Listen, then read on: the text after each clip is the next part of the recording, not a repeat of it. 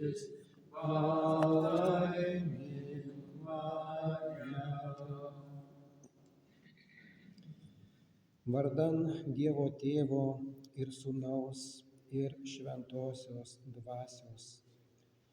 Visagalis ir mielas dangiškas Tėve, šiandieną kreipiamės maldoje ir atnešame Tau nuoširdžią padėką, kad leidai mums vėl susitikti maldos namuose su mūsų sesutėmis ir broliais. Ir mes džiaugiamės todėl, nes žinome, kad yra mūsų tikėjimo sesučių ir brolių, kurie labai norėtų būti kartu su mumis čia šventovėje, bet dėl senatvės, dėl silpnumo, dėl ligų ir žaizdų jie negali būti kartu su mumis. Todėl mes prašome Tavo gydančios tėviškos pagalbos ir gydytojus, vaistus ir artimuosius, kad visiems, kurie kenčia, būtų suteikta atitinkama pagalba. Todėl mes meldžiame ir artimiesiems, ir gydytojams kantrybės ir išminties. O mums šiandieną suteik vienybės dvasią, kad mes galėtumėm, klausydami Tavo žodžio, būti vienystėje ir ramybėje. Nes mes ateiname iš pasaulio, kuriame yra daug įvairiausių sunkumų. Vyksta karai, nesutarimai, ginčai, kerštai. Daugybė žmonių yra sužalojami, daugybė žmonių yra nužudomi. Todėl mes ir toliau meldžiamės dėl taikos pasaulyje ir prašome, kad ta karo dvasia būtų sutramdyta ir kad galėtų vėl įsivyrauti taika ir sutarimas pasaulyje. O mums visiems, kurie stovime prie altoriaus, mes meldžiame Tavosios dieviškos šventosios dvasios vedimo, kad mes galėtume perduoti Tavo žodį teisingai ir jį paaiškinti ir visų pirma patys teisingai suprasti. Tad palaimink mus visus ir išgirsk mus Dieve Jėzaus. Amen. Šiandieną paskaitysiu žodžius, kurie yra užrašyti dar patarlių knygoje 23 perskyrime, 17 ir 18 sakiniuose. Nepavydėk savo širdyje nusidėjėliams, verčiau būk uolus kasdien, pagarbė viešpaties baimė. Iš tikrųjų tada turėsi ateitį ir tavo viltys nenueis niekais. Prašom sėstis. Galbūt dar vienas skirsnelis giesmės ir galėtume pagiedoti. Galbūt 130-osios giesmės pirmąjį skirsnelį. 130-osios pirmąjį skirsnelį. Tai prie Jėzaus kojų aš prisiglaudžiu. 130. Tai prie Jėzaus kojų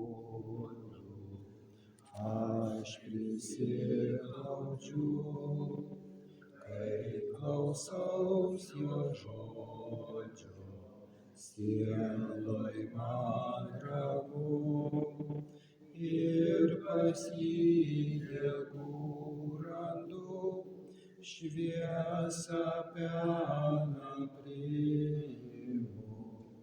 Čia prie Jėzaus kojų man miela vieta, kur gyvybės žodis girdimas yra. Ačiū labai.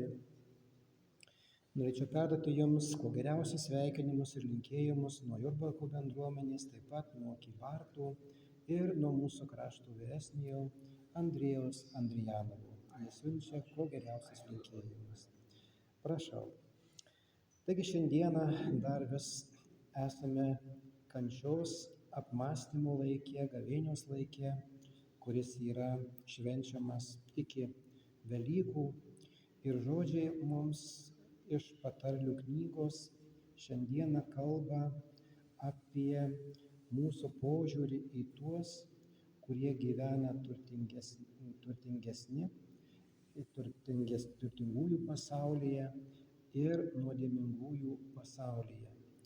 Ir yra patariama verčiau būti uoliems kasdien pagarbia viešpaties baime.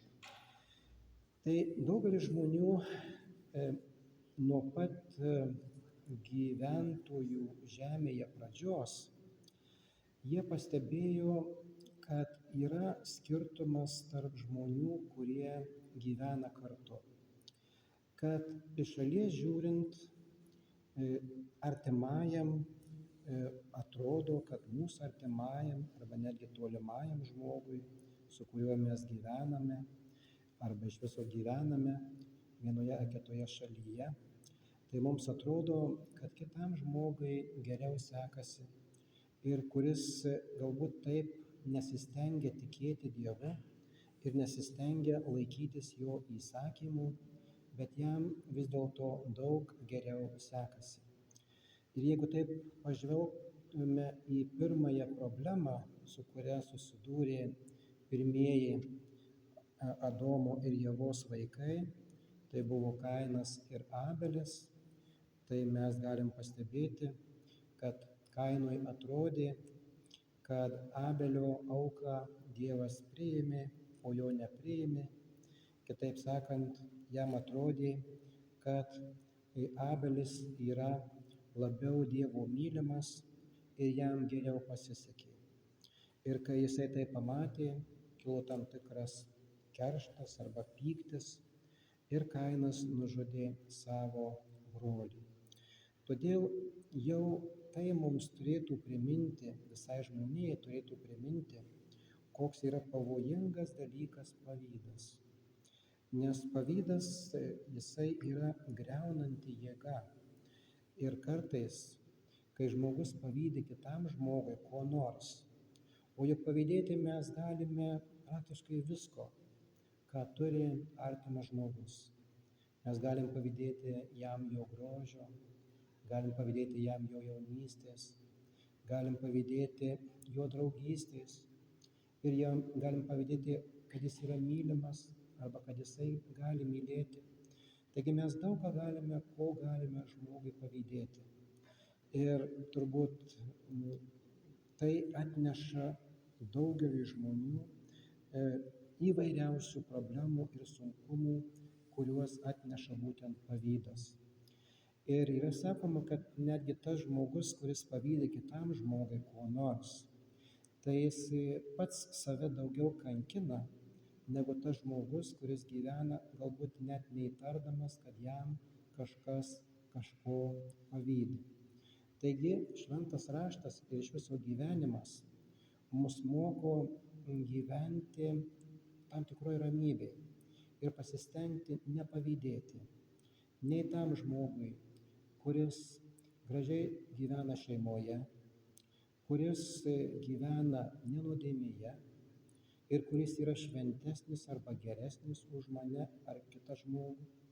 Taigi ir taip pat gyvenimas moko nepavydėti ir tam žmogui, kuris gyvena nuodėmėse ir gyvena turtingume.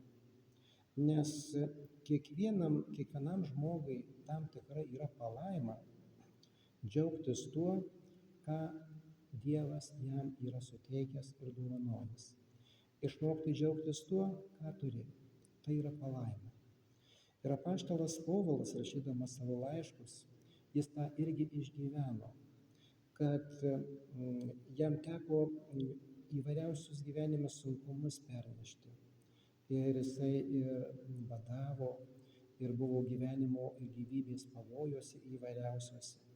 Ir buvo taip pat ir ligose, jam šoną skaudėjo.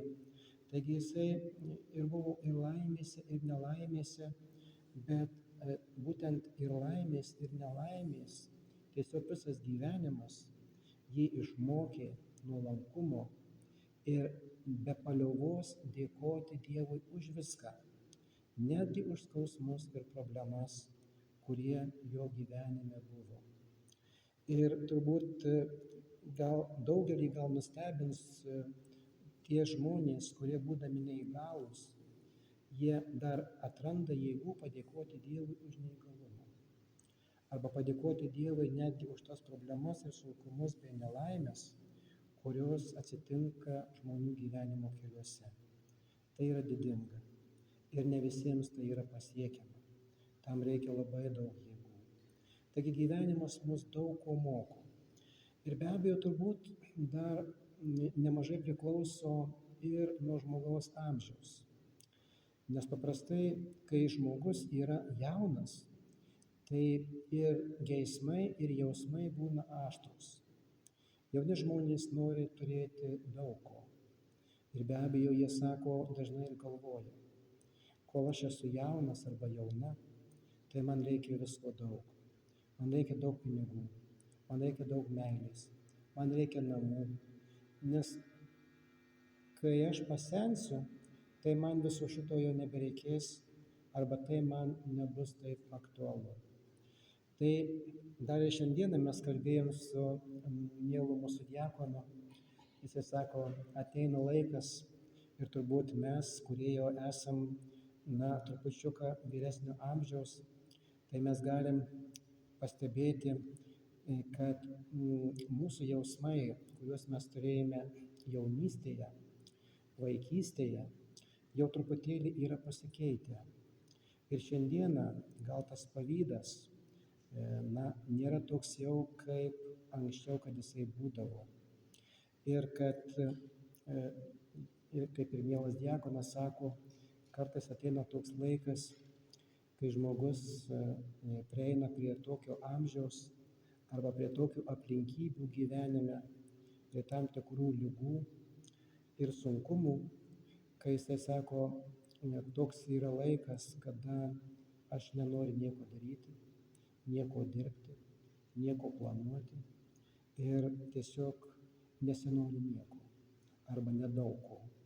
Tiesiog, kad tik tai pavalgyti, pailsėti ir turėti tam tikrą ramybę.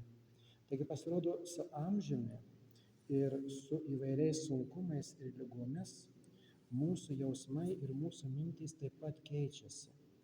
Ir kad vis dėlto, kad kartais ir yra siūloma jau dar įvairūs planai, investicijos, tai jau vyresnio amžiaus žmogus jau to nelabai ir nori daryti. Bet visuomet yra išimčių. Yra ir senyvo, ir jau, sakyčiau, garbingo amžiaus žmonių, kurie nepraranda tam tikro žingeidumo, tam tikro noro gyventi, tam tikro noro investuoti ir kaupti turtus. Yra tokių žmonių taip pat. Ir su tuo mums irgi reikia susitaikyti. Kiekvienas žmogus yra tam tikra, galim taip sakyti, asmenybė ir vienam užtenka mažesnio, o kitam neužtenka ir didesnio arba daugiau. Bet šventas raštas būtent mus moko, kad mes nepavydėtume nei vienam žmogui. Yra toks pasakojamas, kai pas vieną karalių senovėje atėjo vienas žmogus iš nepasiturinčios šeimos ir jis norėjo pasikalbėti su karaliumi. Ir kai jis pas jį atėjo, jisai sako karaliui, kaip jums yra gerai, jūs turite didžiulę garbę, jūs kaip karalius, prieš jūs visi lenkiasi, jums atneša dovanas, jums būna pateiktas maistas, kokio tik tai jūs norite. Jūs galite savo miegoti minkščiausiuose ir puikiausiuose pataluose ir jos aptarnauja tarnai ir tarnaitės. Taigi jūsų gyvenimas yra tiesiog nuostabus. Tai tas karalius sako, ateik rytojaus dieną, aš noriu su tavim pasikalbėti ir aš tave pavaišinsiu. Mielai tave pavaišinsiu. Ir kai rytojaus dieną jisai atėjo, iš tiesų stalas buvo apkrautas įvairiausių valgių. Ir tam vargingam žmogui buvo pasiūlyta atsisėsti prie to garbingo stalo, nukloto įvairiausiais valgiais. Ir ten tą stalą aptarnavo tarnaitės ir jos ten dirbo. Bet tas žmogus labai nustebo, kad virš tos kėdės, kuri jam buvo pasiūlyta kaip svečiui, ant kurios jam buvo pasiūlyta kaip svečiui atsisėsti, virš jos kabojo durklas. Didžiulis durklas pakabintas ant tokio mažo plono siūlo. Ir jis turėjo atsisėsti į tą kėdę ir turėjo valgyti. Ir karalius jam pasakė, tai dabar tu gali valgyti, ką tik tai tu nori. Tu gali miegoti pas mane lovai minkščiausioje, bet virš tavo kėdės ir virš tavo lovos visuomet bus tas durklas, tas kardas, paraštas ant siūlo. Ir kągi tai reiškia? Ir jisai jam tada pasakė, būti karaliumi iš šalies žiūrint yra lengva, bet kai tu pabūtum karaliaus vietoje, tu pastebėtum, kad tu visuomet esi mirties pavojuje, mirties baimėje. Nes yra daugybė žmonių, kurie nekenčia karaliaus ir kurie stengsis daryti viską, kad į jo maistą, kokį skaniausiai jisai bevalgytų, bus dedami nuodai. Ir kiekvieną kartą, kai aš valgau, karalius sako, aš turiu duoti savo tarnams, kad jie paragautų maistą ir gėrimą, kurį aš valgau ir kurį aš geriu, kad aš nebūčiau nunuodytas. Tai man tas maistas nėra toks labai skanus, nes aš jį valgau su baime. Aš taip pat bijau, kad tauta, kuriai aš vadovauju, prieš mane nekiltų maištai ir aš nebūčiau nužudytas. Aš taip pat turiu baimėje važinėti su savo karieta, nes nežinau, kuris iš apsaugininkų gali mane išduoti ir gali mane nužudyti. Taigi, tu turi suprasti, kad tu kaip žmogus, kuris neužima tokios garbingos vietos ir neturi tokių turtų, kuriuos turiu aš ir tą garbę, kurią aš turiu, tai tu esi laimingesnis už mane. Nors tau iš tavo pozicijų žiūrint, atrodo, kad man yra geriau.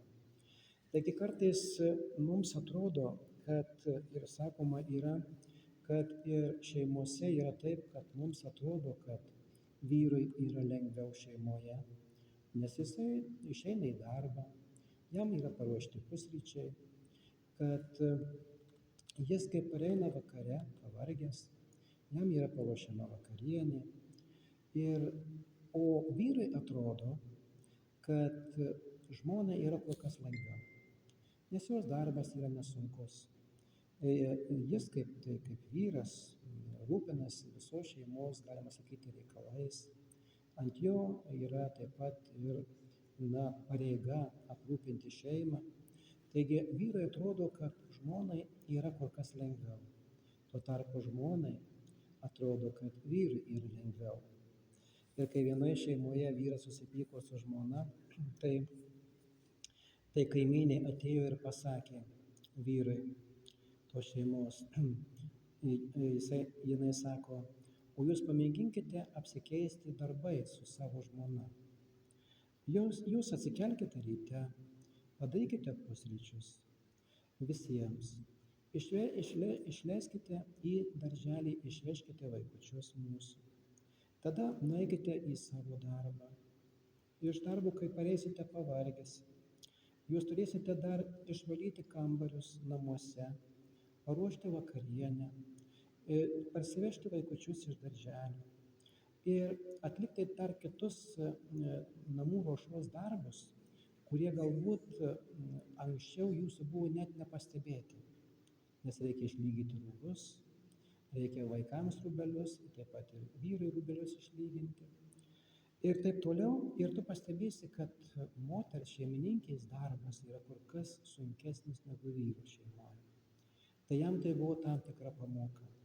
Taigi ir šeimose, ir gyvenimas tiesiog mus moko gerbti kiekvieną žmogų, kokioje būsenoje ir kokioje situacijoje jisai bebūtų. Ir kartais yra sakoma, kaip ir dainuojama dainuose, kad kamgi reikalinga santuoka, juk galima gyventi ir be santuokos, kad dangus priklauso toms blogoms mergaitėms, o ne geroms. Tai kartais atrodo, kad blogoms mergaitėms priklauso viskas ir kaip kartais yra sakoma, štai mergaitės tos blogos išsirenka gerus vyrus ir puikiai gyvena, o tos ištikimosios, darbščiosios, tvarkingosios kartais visą gyvenimą vargsta su savo vyrais. Tokių nuomonių irgi yra.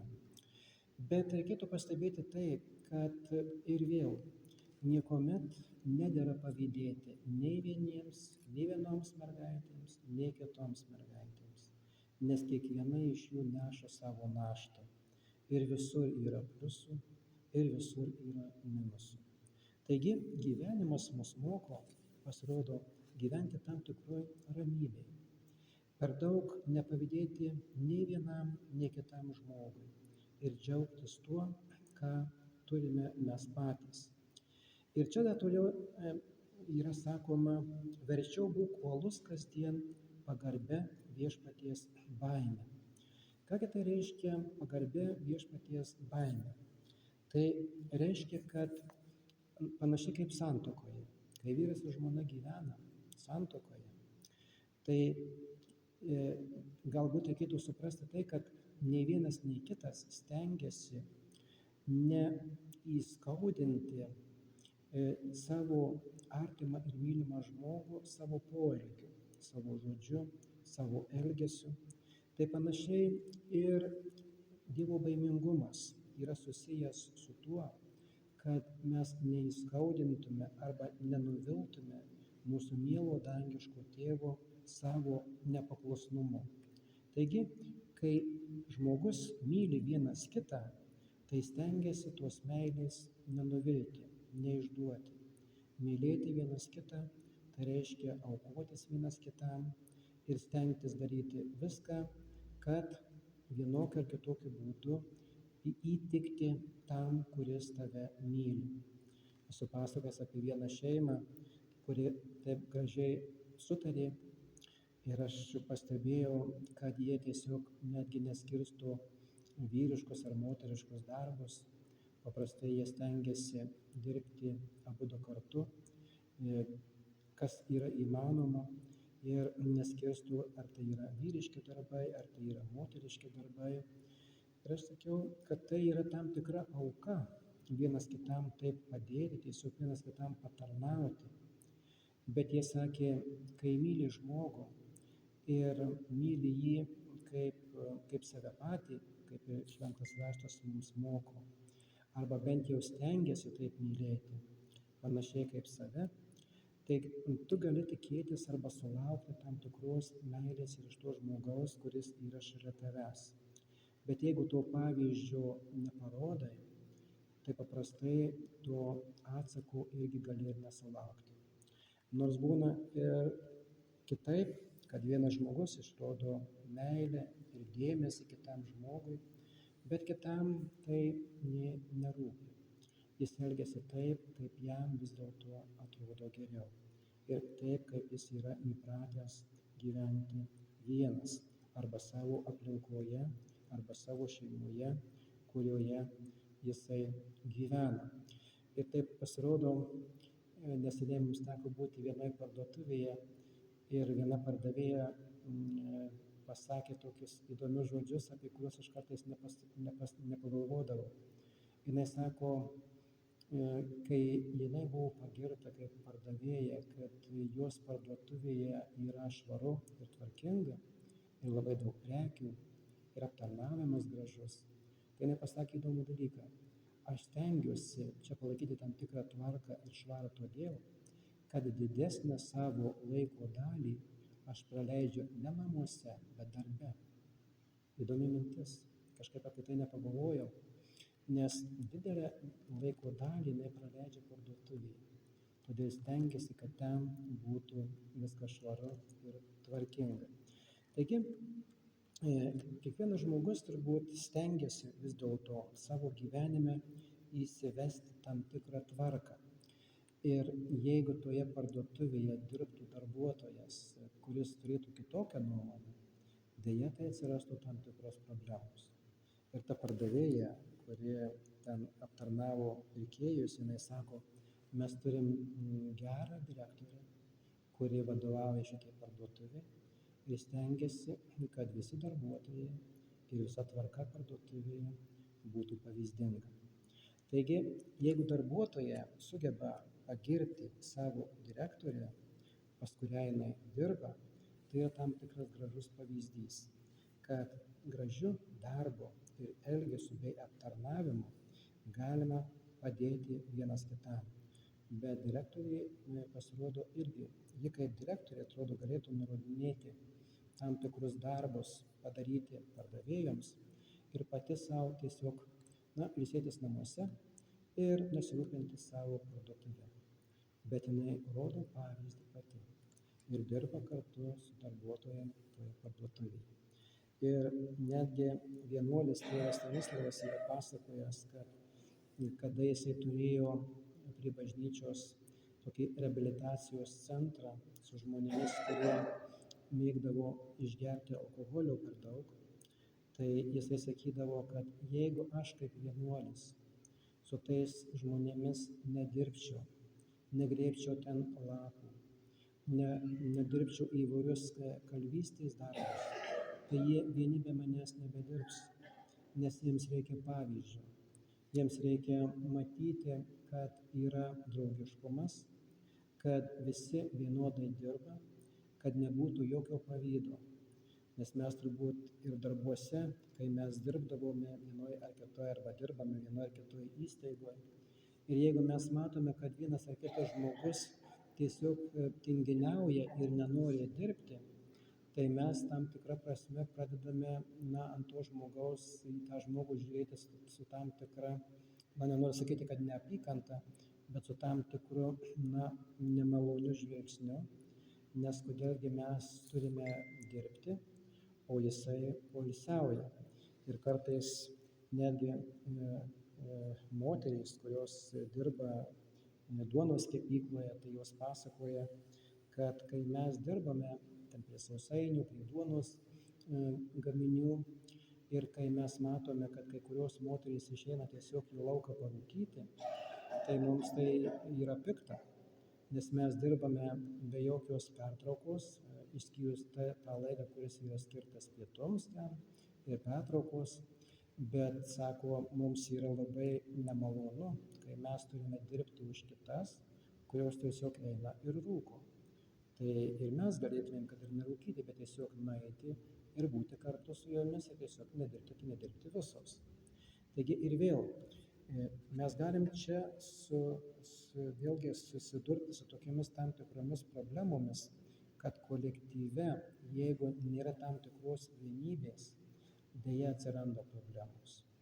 Ir kad ir kaip ten be abejo stengtumėmės mes nepavydėti arba nežiūrėti kreivai į tuos žmonės, kurie tinginiauja, bet vis dėlto vienaip ar kitaip tas problemas tenka spręsti ir kartais netgi nepavyksta visų šitų problemų išspręsti, nes yra kai kurių žmonių, kurie tiesiog turi tam tikrą savo charakterį.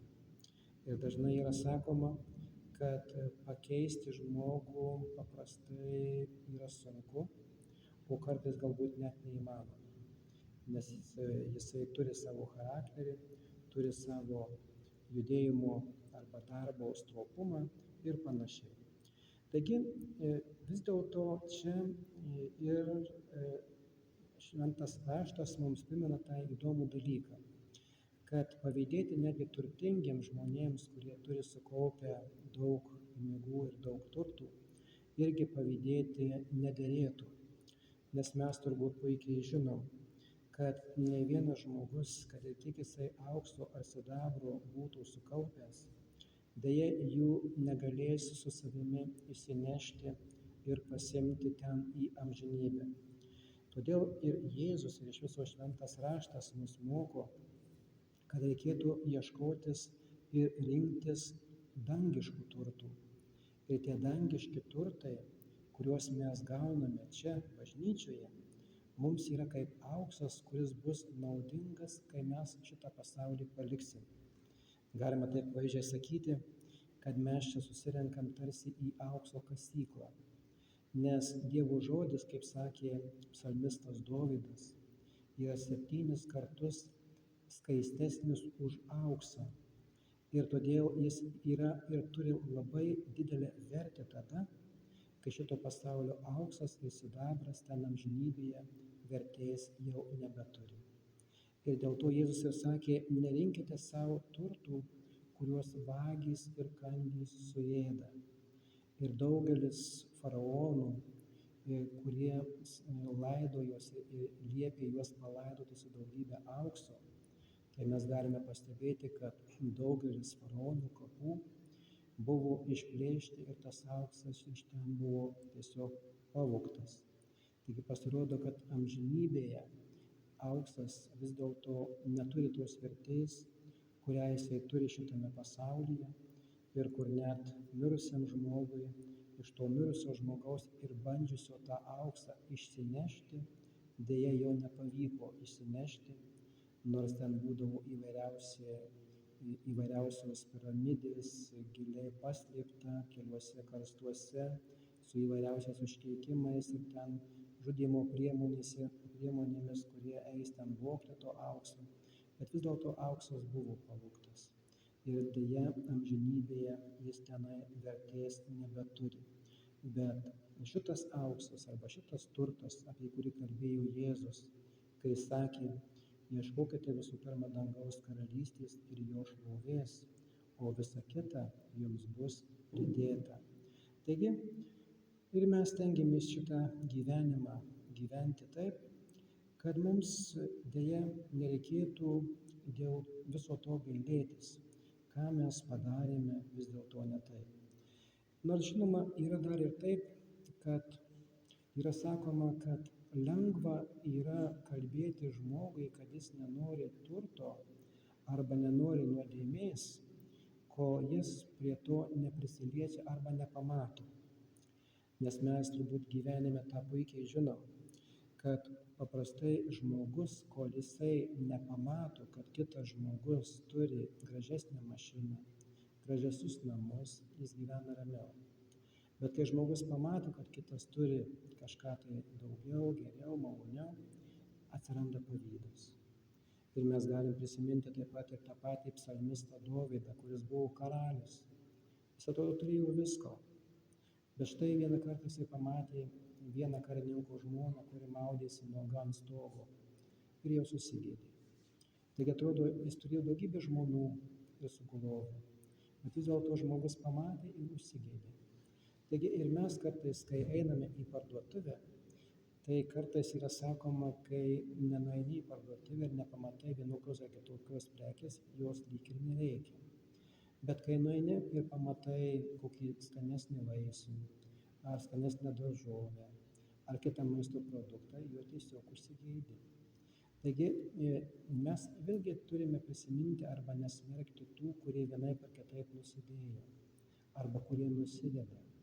Nes jeigu mes būtumėm išmėginami tokiais išbandymais, tai ko gero ir mes deja neatlaikytume. Nors kartais yra sakoma, kad žmogus galvoja, na štai karalius Dovydas suklupo, jisai neatlaikė pamatęs nuogą moterį. Štai karalius net galėjo nepaimti ir neišplėšti iš svetimų tautų auksą ir sidabrą. Jisai tiesiog pamatė ir užsigeidė, kad kariaujant galima išplėšti daug žemių, daug aukso, daug sidabro. Tiesiog užsigeidė žmogus, nes pamatė, kad galima iš to greitai pralobti, greitai pagyventi. Ir jeigu vienam ar kitam iš mūsų toks išbandymas arba pasiūlymas būtų, tai klausimas, kaip mes atlaikytume. Ir turbūt tai vėlgi priklauso nuo mūsų charakterio, nuo mūsų auklėjimo ir nuo Dievo baimingumo. Ir taip pat ir nuo amžiaus ir dar daug nuo įvairiausių kitokių aplinkybių. Taigi smerkti kitus žmonės, kad jie pasielgė būtent ne taip, kaip jie turėjo pasielgti, arba kad galvoti, kad mes būtumėm taip nepadarę, kaip kiti žmonės tą padarė, tai turbūt irgi nereikėtų, nes mes nežinome, ką mes būtumėm padarę jų vietoje. Ir todėl gyvenimas mus tiesiog mokina būti ramiems. Tiesiog linkėti visiems laimės. Linkėti visiems žmonėms ir nusidėjėliams, ir nenusidėjusiems tiek labai vis dėlto tos pačios laimės, Dievo baimingumo ir dieviškosios ramybės. Nes mums nuo to visai nėra smagu arba malonu, kad kitas žmogus, turėdamas turto, negali nei dieną, nei naktį ramiai miegoti, kad jį užklumpa įvairios ligos ir sunkumai. Taigi gera yra nepavydėti. Ir Dievo įsakymas mums primena: neužsigeisk svetimo turto ir visko, ką turi tavo artimas arba tolimas žmogus. Ir tai yra tam tikra palaima džiaugtis ir dėkoti už tai, ką mielas Dievas mums yra suteikęs. Taigi mes dėkojame Dievui už viską, ką Jis mums yra davęs ir ypatingai dar, ką Jisai mums yra pažadėjęs. O Jis yra mums pažadėjęs ramybę, išteisinimą ir džiaugsmą šventoje dvasioje, tai reiškia dangaus karalystę. Kad mes džiaugtumėmės ir šito džiaugsmo iš mūsų jau niekas nebeatimtų. Amen. Šiandieną ruošiame